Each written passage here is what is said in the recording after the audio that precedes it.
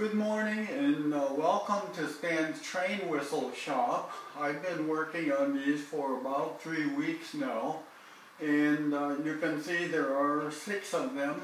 I'm going to play each one of them so that you get some idea of how they sound. They're very much alike because I use the same drill depth and the same bore width, diameter.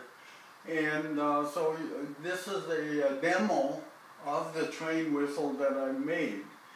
And we'll start with the largest one because that's the one that always falls down. And by the way, this is how I work each day. I wear this lucky tie, and I go to work in my wood shop and try to be as formal as I can.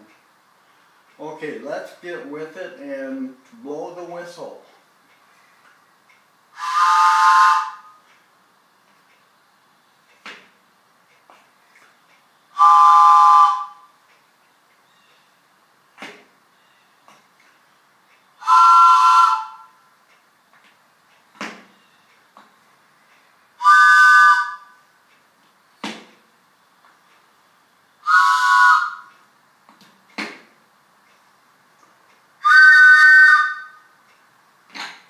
So that concludes all of the whistles that I made, and you'll notice that they actually have 4 whistles in each of the blocks, and they are the hardest part of it, of course, is doing the staining and the finishing.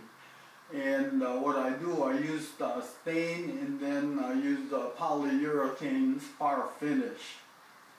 That concludes my demo of train whistles. I hope you enjoyed it. Thank you.